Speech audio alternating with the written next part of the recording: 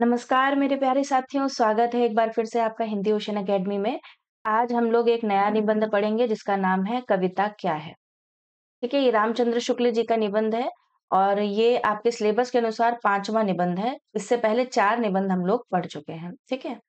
तो चलिए शुरू करते हैं। रामचंद्र शुक्ल जी हैं। आज इस कविता के बारे में पढ़ेंगे, समझेंगे और जो भी परीक्षा के दृष्टिकोण से इम्पोर्टेंट पॉइंट है उनको पढ़ते हुए चलेंगे। इससे पहले यदि आपने Hindi ocean academy application download नहीं किया है तो प्ले स्टोर पे जाके एप्लीकेशन को जरूर डाउनलोड कर लीजिए। यहाँ पर आपके कोर्सेज रन हो रहे हैं। UGC net JRF Hindi paper 2 course, ये वाला जो पहला वाला कोर्स है इसको आप ले सकते हैं और यहाँ से आप अपनी तैयारी को सुनिश्चित कर सकते हैं। पीवाईक्यू जिसको लेना है वो पीवाईक्यू ले सकते हैं। अन्य गतिविधियों का ये अभी अनपब्लिश्ड है। ई बुक अगर आप यहाँ से लेना चाहते हैं तो ई बुक भी लेकर के पढ़ सकते हैं। तो आप एप्लीकेशन पे जाके अपनी सुविधा के अनुसार, अपने टाइम के अनुसार कोर्स को लेकर के आप अपनी पढ़ाई को दुरुस्त कर सकते हैं। चलिए, अभी हम लोग पढ़ेंगे कविता क्या है। रामचंद्र शुक्ल का जन्म सन 1884 ईस्वी को अगोना गांव, जिला बस्ती, उत्तर प्रदेश में हुआ था। तो याद रखिएगा, इनका जन्म 1884 ईस्वी में हुआ था।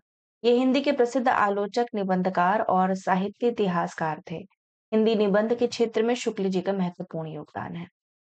शुक्ल जी ने निबंध संग्रह विचार वीथी, चिंतामणि भाग 1 और चिंतामणि भाग 2 हिंदी जगत की अमूल्य निधि है। तो ये चिंतामणि भाग 1 और चिंतामणि भाग 2 ये दोनों ही किसके संग्रह हैं? निबंध संग्रह हैं आचार्य रामचंद्र शुक्ल के।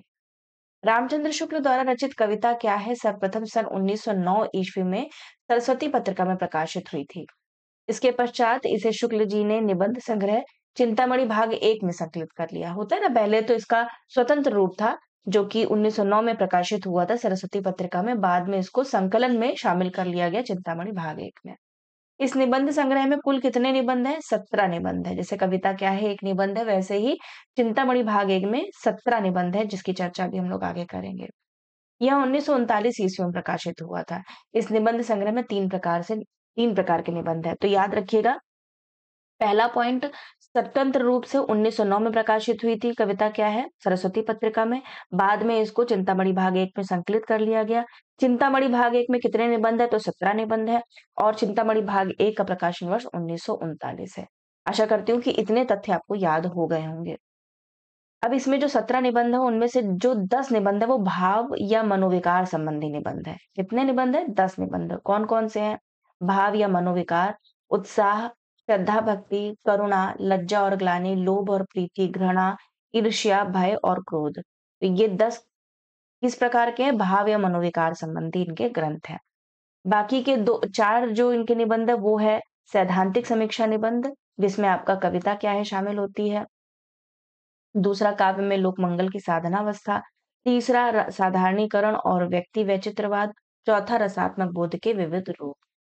तीसरा अगर बात करें तो व्यवहारिक समीक्षा के रूप में इनके 3 निबंध आते हैं, भारतेंदु हरिश्चंद्र, तुलसी का भक्ति मार्ग और मानस की धर्मभूमि। ठीक है, तो ये 3 प्रकार के व्यवहारिक समीक्षा है। कौन कौन से हम लोगों ने निबंध पढ़े?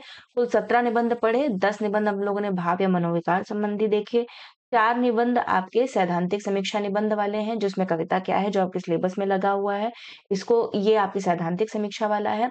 और बाकी के 3 निबंध आपके व्यवहारिक समीक्षा वाले हैं, जिसमें भारतेंदु हरिश्चंद्र, तुलसी और मानस की धर्मभूमि शामिल है।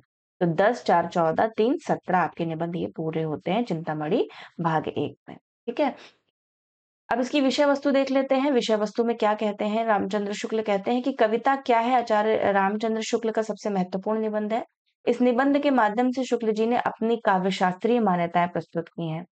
इनकी कविता संबंधी मान्यताओं के साथ साथ इस निबंध का स्वरूप भी परिवर्तित होता गया है। 1909 के निबंध और 1939 के निबंध में कई वैचारिक परिवर्तन दिखाई देते हैं।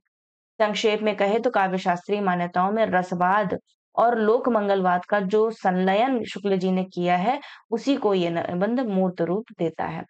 कविता क्या है? जैसे कि आपको शीर्षक से ही समझ में आ रहा है, कविता की जो मूल तत्व हैं उनको बताते हुए काफी विस्तृत रूप से इस निबंध को लिखा गया है शुक्ल जी के द्वारा।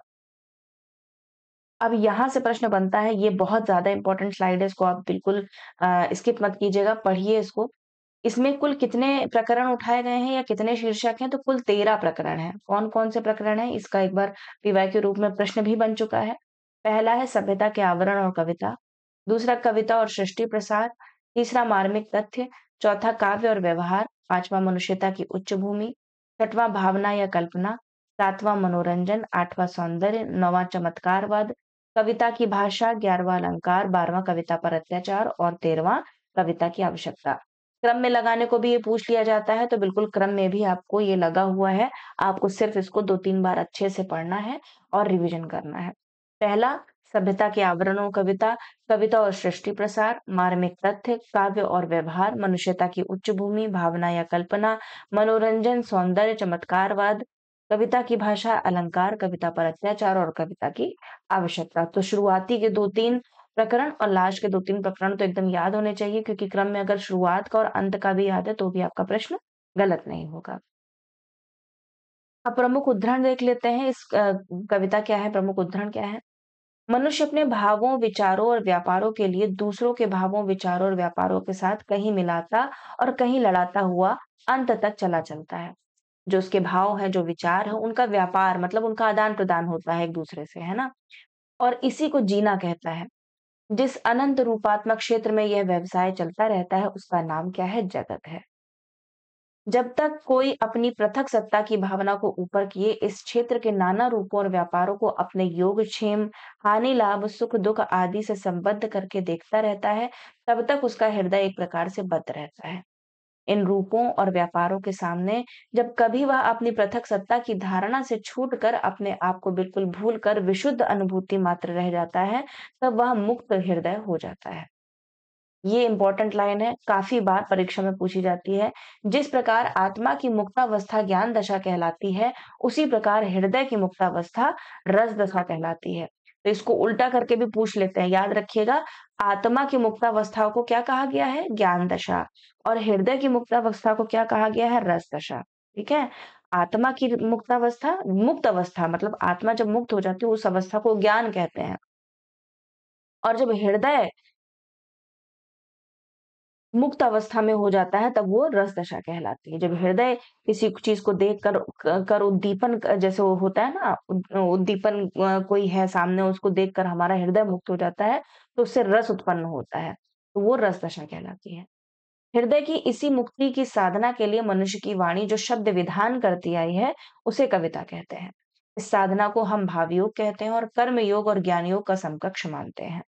ठीक है? तो ये लाइन बहुत इम्पोर्टेंट है, वेरी इम्पोर्टेंट, इसको मार्क कर लीजिएगा, इसको आराम से पढ़िएगा। कविता ही मनुष्य के हृदय को स्वार्थ संबंधों के संकुचित मंडल से ऊपर उठाकर लोक सामान्य भाव भूमि पर ले जाती है। क्या कहते हैं? जो कविता है, वही मनुष्य के हृदय को जो स्वार्थ संबंध है, जो संकुचित संकुचित मंडल है, उससे ऊपर उठाकर लोक सामान्य भाव भूमि पर ले जाती है। जहाँ जगत की नाना गतियों के मार्मिक स्वरूप और साक्षात्कार और शुद्ध अनुभूतियों का संचार होता है। इस भूमि पर पहुंचे हुए मनुष्य को कुछ काल के लिए अपना पता नहीं रहता। वह अपनी सत्ता को लोक सत्ता में लीन किए रहता है। उसकी अनुभूति सबकी अनुभूति होती है या हो सकती है। इस अनुभूति योग के अभ्यास से हमारे मनोविकार का परिष्कार तथा शेष सृष्टि के साथ हमारे रागात्मक संबंध की रक्षा और निर्वाह होता है। जिस प्रकार जगत अनेक रूपात्मक है, उसी प्रकार हमारा हृदय भी अनेक भावात्मक है। तो जी वो बताते हैं कि जिस प्रकार हमारा जगत हमारा अनेक रूपात्मक है, रूप है, उसी प्रकार जो हमारा हृदय है, वो भी भावना से संबंधित है, भावनात्मक है। तो यहाँ जगत को रूपात्मक बताते हैं और हृदय को भावात्मक बताते हैं। ये 2 इम्पोर्टेंट यहाँ से तथ्य निकल कर आते हैं। अब जो पहला शीर्षक है, जो पहला प्रकरण है, प्रकरण के अनुसार जो-जो इम्पोर्टेंट कथन मुझे लगे वो मैंने यहाँ पे रख दिए हैं, इसको आप पढ़ लीजिएगा। जब भी समय मिले निबंधों को आप एक बार ज़रूर रीड कर लीजिएगा। पढ़ने याद करने के लिए नहीं कहती हूँ, रीडिंग बहुत बड़ा रोल निभाती है आपकी परीक्षा के दृष्टिकोण से। अगर आप केवल कविताओं को पढ़ लेते हैं, केवल नाटकों को पढ़ लेते हैं, निबंधों को पढ़ लेते हैं, कहानियों को पढ़ लेते हैं, अन्य गद्य जो छोटी-छोटी विधाएँ हैं उसको पढ़ लेते हैं, वो भी आपकी परीक्षा के दृष्टिकोण से बहुत ही आपको पुष्ट कर देती है ना? तो कोई भी अगर प्रश्न बनता है तो आपका गलत नहीं होता है। कहते हैं ना कोई पिक्चर देख ली, तो उसके क्या पात्रों को याद करना पड़ता है। उसका जो प्लॉट होता है, जो उसका कथानक होता है, उसको तो याद नहीं करना पड़ता ना। उसके कथन, उसके जो डायलॉग्स होते हैं, कभी नहीं याद करने पड़ते हैं। वैसे ही हमारा साहित्य है। साहित्य क्या की अगर एक मूल पुस्तक है, जैसे मान लीजिए मेरे सामने ये पुस्तक है, इस पुस्तक को मैंने पढ़ लिया, तो फिर मुझे इसके पात्र परिचय और इसकी जो कथा वस्तु है वो याद करने की ज़रूरत नहीं पड़ेगी, क्योंकि मैंने इसको आत्मसात कर लिया है। अपने स्मृति पटल पर ये मेरी छप गई किताब। तो मुझे ना इसके पात्रों को याद करने की ज़रूरत है, ना मुझे इसके कथनों को याद करने की ज़रूरत है। चलिए पढ़ते हैं सभ्यता के आवरण और कविता। पहला है, सभ्यता की वृद्धि के साथ-साथ जो-जो मनुष्य के व्यापार बहुरूपी और जटिल होते गए, त्यों-त्यों उसके मूल रूप बहुत कुछ आच्छन्न होते गए हैं। दूसरा, कुछ भावों के विषय तो अमूर्त तक होने लगे, जैसे कीर्ति की लालसा। ऐसे भावों को ही बौद्ध दर्शन में अरूप राग कहते हैं। बहुत इंपॉर्टेंट है। बौद्ध दर्शन में ऐसे भावों को क्या कहते हैं? अरूप राग कहते हैं। इसी से प्रच्छन्नता का उद्घाटन कवि कर्म का एक मुख्य अंग है। जो-जो सभ्यता बढ़ती जाएगी, त्यों-त्यों कवियों के लिए यह काम बढ़ता जाएगा। मनुष्य के हृदय की वृत्तियों से सीधा संबंध रखने वाले रूपों और व्यापारों को प्रत्यक्ष करने के लिए उसे बहुत से पदों को हटाना पड़ेगा। इससे यह स्पष्ट है कि जो-जो हमारी वृत्तियों पर सभ्यता के नए-नए आवरण चढ़ते जाएंगे, त्यों-त्यों एक ओर तो कविता की आवश्यकता बढ़ती जाएगी, दूसरी ओर कवि कर्म कठिन होता जाएगा। तीसरा चौथा है कथन कि काव्य के लिए अनेक स्थलों पर हमें भावों के विषयों की मूल आदिम रूपों तक जाना होगा, जो मूर्त और गोचर होंगे। जब तक भावों से सीधा और पुराना लगाव रखने वाले मूर्त और गोचर रूप ना मिलेंगे, तब तक काव्य का वास्तविक ढांचा खड़ा ना हो सकेगा। क्योंकि कविता का मुख्य चीज़ तो यही होती है ना कि जब काव्य के माध्यम से जब जो शब्द लिखे, उन शब्द के माध्यम से आप कुछ लगाव महसूस करने लगे, कुछ भाव उत्पन्न होने लगे और मूर्त रूप से वो आपके सामने गोचर होने लगे, तो वही एक तरीके से वास्तविक ढांचा खड़ा करता है किसी भी कविता को बनाने के लिए। दूसरा प्रकरण है कविता और सृष्टि प्रसार। इसमें है हृदय पर नित्य प्रभाव रखने वाले रूपों और व्यापारों की भावना को सामने लाकर कविता बाह्य प्रकृति के साथ मनुष्य की अंतः प्रकृति का सामंजस्य घटित करती है। करती हुई उसे भावनात्मक सत्ता के के प्रकार का प्रसार करती है। तो यहाँ भावात्मक सत्ता का प्रकार का प्रसार करने को बताते हैं कि कविता और सृष्टि प्रचार किस प्रकार से होता है। हृदय पर नित्य जो प्रभाव रखने वाले रूप और व्यापार की भावना होती है, उसको सामने लाना ही कविता का मुख्य कार्य है। नेक्स्ट है काव्य दृष्टि कहीं तो नर क्षेत्र के भीतर रहती है, दूसरा कहीं मनुष्येतर बाह्य सृष्टि की और तीसरा कहीं समस्त चराचर की। ये बहुत इंपॉर्टेंट है। काव्य दृष्टि कहाँ-कहाँ रहती है? 3 रूपों में रहती है। नर क्षेत्र के भीतर मतलब हमारे अंदर, मनुष्य के इतर मतलब बाह्य स्वरूप में और तीसरा कहीं समस्त चराचर में, इस पृथ्वी लोक में, इस समस्त लोक में कहीं भी। अगला है मनुष्येतर बाह्य प्रकृति का आलंबन के रूप में ग्रहण हमारे यहाँ संस्कृत के प्राचीन प्रबंधों के बीच-बीच में ही पाया जाता है। मनुष्येतर बाह्य प्रकृति की जो प्रधानता मेघदूत में मिली है, वह संस्कृत के और किसी काव्य में नहीं। मेघदूत न कल्पना की क्रीड़ा है, न कला की विचित्रता, है ना? तो यहाँ पे किस काव्य की चर्चा करते हैं शुक्ल जी? मेघदूत का उदाहरण देते हैं। वह है प्राचीन भारत के सबसे भावुक हृदय की अपनी प्यारी भूमि की रूप माधुरी पर सीधी-सादी प्रेम दृष्टि। प्रकृति के साधारण असाधारण सब प्रकार के रूपों में रमने वाले वर्णन हमें वाल्मीकि, कालिदास, भवभूमि आदि संस्कृत के प्राचीन कवियों में मिलते हैं। सारांश यह है कि केवल असाधारणत्व की रुचि सच्ची सहृदयता की पहचान नहीं है। शोभा और सौंदर्य की भावना के साथ जिनमें मनुष्य जाति के उस समय के पुराने सहचरों की वंश परंपरागत स्मृति वासना के रूप में बनी हुई है, जब वह प्रकृति के खुले क्षेत्र में विचरती थी, वे ही पूरे सहृदय भावुक कहे जा सकते हैं। यहाँ पर कविता कैसी है, कविता का क्या स्वरूप है, उसकी चर्चा करते हैं रामचंद्र शुक्ल जी। अगला बताते हैं, जो केवल अपने विलास या शरीर सुख की सामग्री की प्रकृति में ढूंढा करते हैं, उनमें उस रागात्मक सत्व की कमी है, जो व्यक्त सत्ता मात्र के साथ एकता की अनुभूति में लीन करके हृदय के व्यापकत्व का आभास देता है। संपूर्ण सत्ताएं एक ही परम सत्ता और संपूर्ण भाव एक ही परम भाव के अंतर्भूत हैं। अतः बुद्धि की क्रिया से हमारा ज्ञान जिस अद्वैत भूमि पर पहुंचता है, उसी भूमि तक हमारा भावात्मक हृदय की इस सत्व रस के प्रभाव से पहुंचता है। इस प्रकार अंत में जाकर दोनों पक्षों की वृत्तियों का समन्वय हो जाता है। इस समन्वय के बिना मनुष्यत्व की साधना पूरी नहीं हो सकती। पहले कहा जा चुका है कि नरक्षेत्र के भीतर बद्ध रहने वाली काव्य दृष्टि की अपेक्षा संपूर्ण जीवन क्षेत्र और समस्त चराचर के क्षेत्र में मार्मिक तथ्यों का चयन करने वाली दृष्टि उत्तरोत्तर अधिक व्यापक गंभीर कही जाएगी। जब कभी हमारी भावना का प्रसार इतना विस्तीर्ण और व्यापक होता है कि हम अनंत व्यक्ति सत्ता के भीतर नरसत्ता के स्थान का अनुभव करते हैं, तब हमारी पार्थक्य बुद्धि का परिहार हो जाता है। उस समय हमारा हृदय ऐसी उच्च भूमि पर पहुंचा रहता है जहां उसकी वृत्ति प्रशांत और गंभीर हो जाती है। उसकी अनुभूति का विषय ही कुछ बदल जाता है। तो ये 2 प्रकरणों के जो उदाहरण थे वो हम लोगों ने पढ़ लिए हैं, जो कथन आए थे। पहला था सभ्यता के आवरण और कविता, दूसरा कविता और सृष्टि प्रसार। अब तीसरा आता है मार्मिक तथ्य।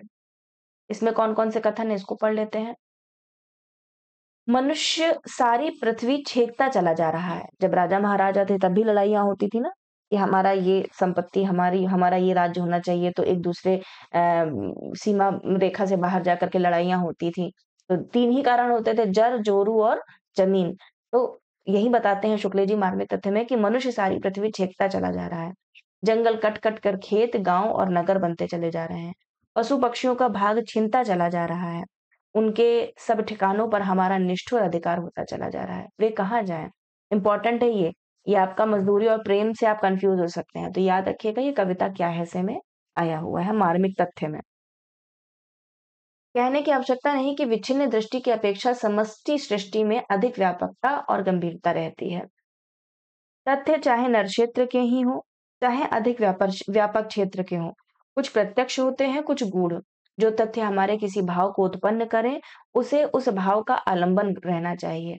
ऐसे रसात्मक तथ्य आरंभ में ज्ञानेंद्रियाँ उपस्थित करती हैं। फिर ज्ञानेंद्रियों द्वारा प्राप्त सामग्री से भावना या कल्पना उनकी योजना करती है। अतः यह कहा जा सकता है कि ज्ञान ही भावों में संचार के लिए मार्ग खोलता है। ज्ञान प्रसार के भीतर ही भाव प्रसार होता है। Very important. ज्ञान प्रसार के भीतर ही भाव प्रसार होता है। पहले ज्ञान प्रसार होता है, फिर भाव प्रसार होता है। उसके भीतर ही भाव प्रसार होता है। आरंभ में मनुष्य की चेतन सत्ता अधिकतर इंद्रियज ज्ञान की समष्टि के रूप में ही रही। फिर ज्यों-ज्यों अंतःकरण का विकास होता गया और सभ्यता बढ़ती गई, त्यों-त्यों मनुष्य का ज्ञान बुद्धि व्यवसायत्मक होता गया। अब मनुष्य का ज्ञान क्षेत्र बुद्धि व्यवसायत्मक या विचारात्मक होकर बहुत ही विस्तृत हो गया है। अतः उसके विस्तार के साथ हमें अपने हृदय का विस्तार भी बढ़ाना पड़ेगा।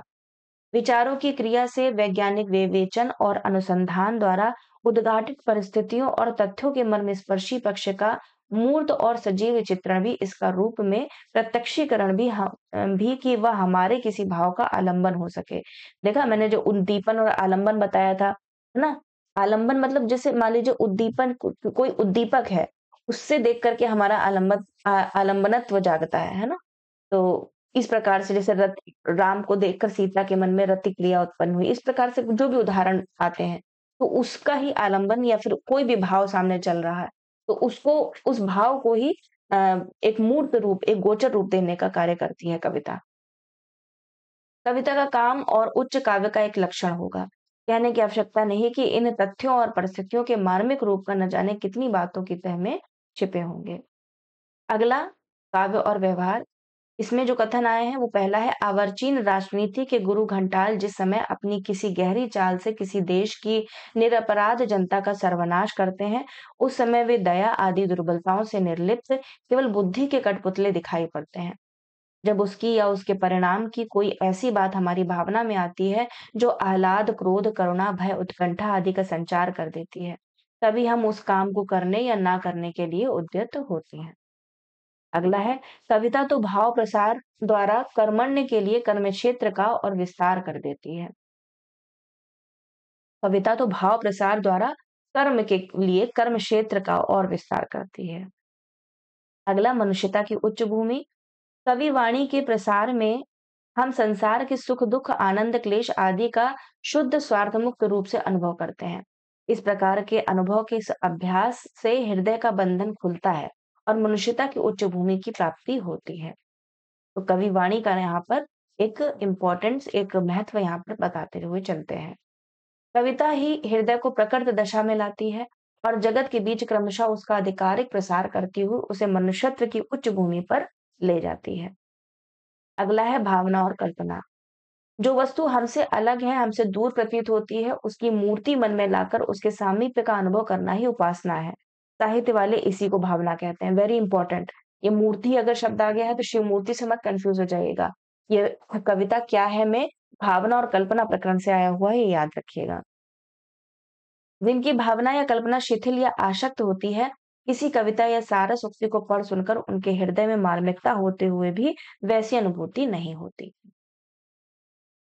कल्पना 2 प्रकार की होती है, वेरी इंपॉर्टेंट, ये पूछी जा चुकी है लाइन। कल्पना कितने प्रकार की होती है? 2 प्रकार की। पहली होती है विधायक और दूसरी होती है ग्राहक। कवि में विधायक कल्पना उपेक्षित होती है और श्रोता या पाठक में अधिकतर ग्राहक। तो ये तो ऑब्वियस सी बात है। जो कवि होगी उसमें जो विधायक कल्पना होगी और जो श्रोता होगा, जो पाठक होगा उसमें कौन-सी कल्पना होगी? उसमें ग्राहक कल्पना होगी। ग्रहण करने की कल्पना होगी, है ना? 7वां मनोरंजन। प्रायः सुनने में आता है कि कविता का उद्देश्य मनोरंजन है, पर जैसा कि हम पहले कह आए हैं, कविता का अंतिम लक्ष्य जगत के मार्मिक पक्षों का प्रत्यक्षीकरण करके उनके साथ मनुष्य हृदय का सामंजस्य स्थापन है। यूरोपियन समीक्षकों ने आनंद को काव्य का परम लक्ष्य ठहराया। इस प्रकार मार्ग को ही अंतिम गंतव्य स्थल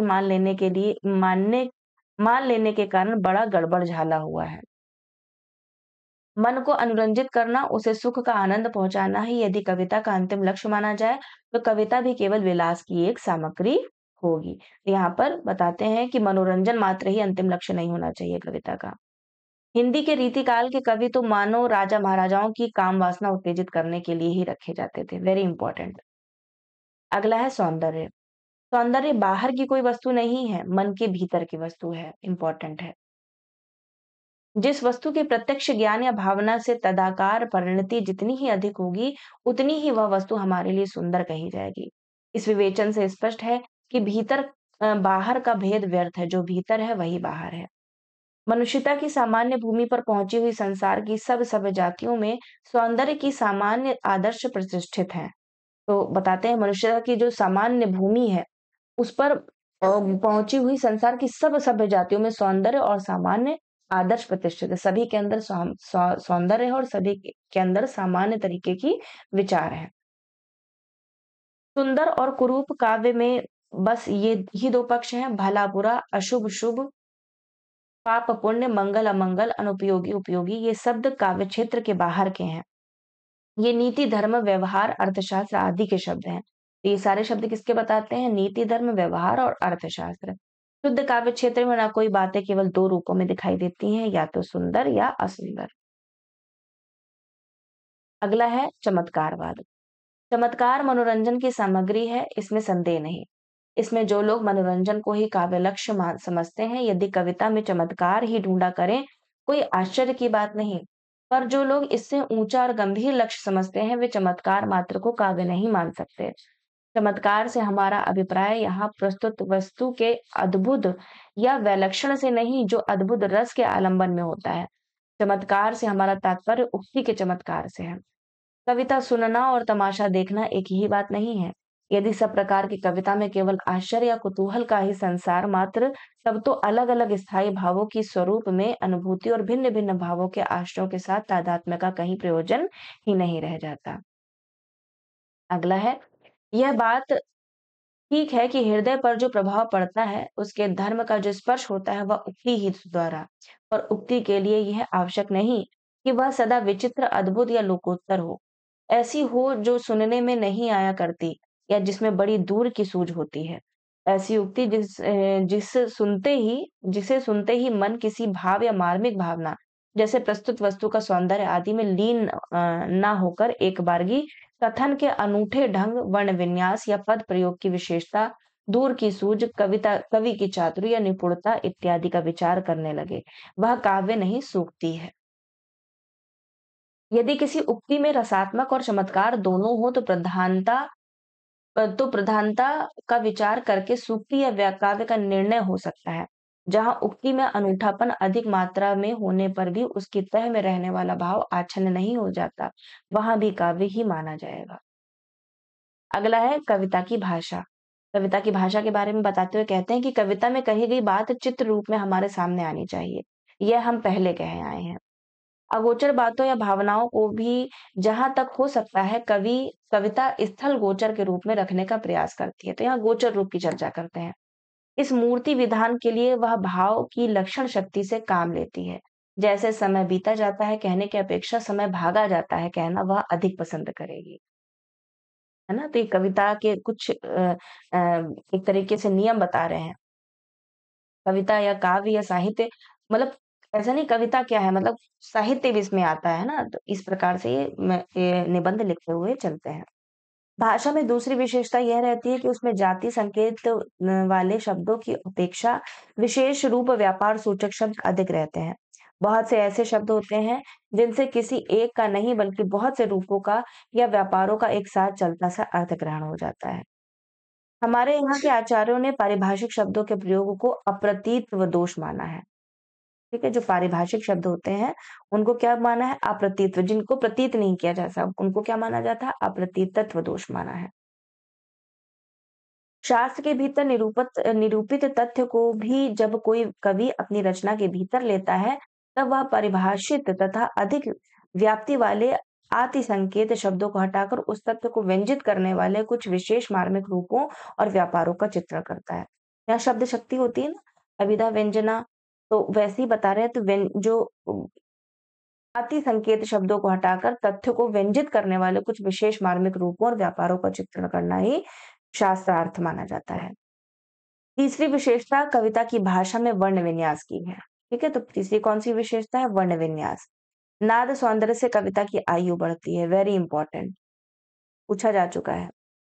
संस्कृत में शब्द रखने वाली भाषाओं में नाद सौंदर्य के समावेश के लिए बहुत अवकाश रहता है। हमारी काव्य भाषा में एक चौथी विशेषता भी है जो संस्कृत से आई है। वह यह है कि कहीं-कहीं व्यक्तियों के नामों के स्थान पर उनके रूप, गुण या कार्यबोधक शब्दों का व्यवहार किया जाता है ना? तो उनके नाम के आधार पर उनके जो रूप गुण है, उनका जो कार्यबोध है, उनके रूप में उनको मतलब विशेषण के रूप में उनको अ, रख दिया जाता है शब्दों के रूप में। 11वां है अलंकार। भरत मुनि ने रस की प्रधानता की ओर संकेत किया था, पर भामा, उद्भट आदि कुछ प्राचीन आचार्यों ने वैचित्र का पल्ला पकड़कर अलंकार को प्रधानता दी। अलंकार प्रस्तुत वर्ण वस्तु नहीं, बल्कि वर्णन की भिन्न-भिन्न प्रणालियाँ हैं। कहने के खास-खास ढंग हैं, पर प्राचीन अवस्था के स्मारक स्वरूप कुछ अलंकार ऐसे चले आ रहे हैं, जो वर्ण वस्तु का निर्देश करते हैं और अलंकार नहीं कह जा सकते हैं, जैसे स्वभावोक्ति, उदात्त, अत्युक्ति। बात यह है कि स्वभावोक्ति अलंकार के भीतर आ ही नहीं जा सकती। वक्रोक्तिवादी कुंतक ने भी इसे अलंकार नहीं माना है। अगला है कविता पर अत्याचार। कविता पर अत्याचार भी बहुत कुछ हुआ है। लोभियों, स्वार्थियों और खुशामदियों ने उसका गला दबाकर कहीं अपात्रों की आसमान पर चढ़ने वाली स्तुति कराई है, कहीं द्रव्य न देने वालों को की निराधार निंदा की है। द्रव्य मतलब पैसा। कविता देवी के मंदिर ऊंचे, खुले, विस्तृत और पुनीत हृदय हैं। सच्चे कवि राजाओं की सवारी ऐश्वर्य की सामग्री में ही सौंदर्य नहीं ढूंढा करते। वे फूस के झोपड़ों, धूल मिट्टी में सने किसानों, बच्चों के मुंह में चारा डालते हुए पक्षियों, दौड़ते हुए कुत्तों और चोरी करती हुई बिल्लियों में कभी-कभी सौंदर्य का दर्शन करते हैं, जिसकी छाया भी महलों और दरबारों तक नहीं पहुंच सकती। विमानों के शुभागमन पर पद्य बनाना, बात-बात में उनको बधाई देना कवि का काम नहीं। जिसके रूप या कर्मकलाप जगत और जीवन के बीच में उसे सुंदर लगते हैं, उन्हीं के वर्णन में वह स्वांतः सुखाय प्रवृत्त होता है। तो यहाँ स्वांतः सुखाय की चर्चा करते हैं। और आज का अंतिम जो प्रकरण है, शीर्षक है, वो है कविता की आवश्यकता। इसमें बताते हैं कि मनुष्य के लिए कविता इतनी प्रयोजनीय वस्तु है कि संसार की सभ्य, असभ्य सभी जातियों में किसी न किसी रूप में पाई जाती है। चाहे इतिहास ना हो, विज्ञान ना हो, दर्शन ना हो, पर कविता का प्रचार अवश्य रहेगा। बात यह है कि मनुष्य अपने ही व्यापारों का ऐसा सघन और जटिल मंडल बांधता चला आ रहा है, जिसके भीतर बंद-बंद कर वह शेष सृष्टि के साथ अपने हृदय का संबंध भूला-सा रहता है। इस परिस्थिति में मनुष्य को अपनी मनुष्यता खोने का डर बराबर रहता है। इसी की अंतः-प्रकृति में मनुष्यता को समय-समय पर जगाते रहने के लिए कविता मनुष्य जाति के साथ लगी चली आ रही है और चली चलेगी। जानवरों की इसकी ज़रूरत नहीं है। ठीक है? तो ये यहाँ पर कविता की आवश्यकता की चर्चा करते हैं। ये निबंध आपका मूल निबंध जब पढ़ेंगे तो थोड़ा-सा बड़ा निबंध है, जो इम्पोर्टेंट फैक्ट है वो मैंने यहाँ पर कथन थे उनको मैंने यहाँ पर बता दिया है, ठीक है? टेलीग्राम से चैनल से नहीं जुड़े हैं तो टेलीग्राम चैनल से ज़रूर जुड़ जाइए। मिलते हैं अगले निबंध के साथ में, तब तक सभी का आभार एवं धन्यवाद।